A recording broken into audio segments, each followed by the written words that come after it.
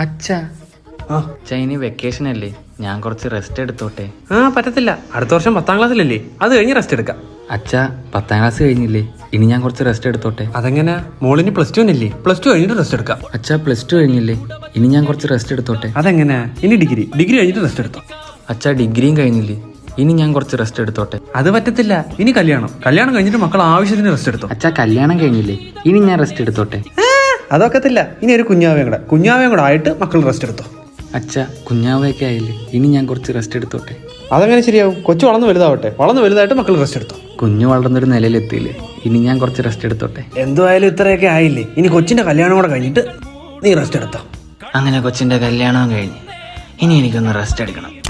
അമ്മേ, കൊച്ചിനെ ഇനി ആര് നോക്കും? കൊച്ചു വളർന്ന് വലുതായിട്ട് അമ്മയ്ക്ക് റെസ്റ്റ് എടുക്കാം.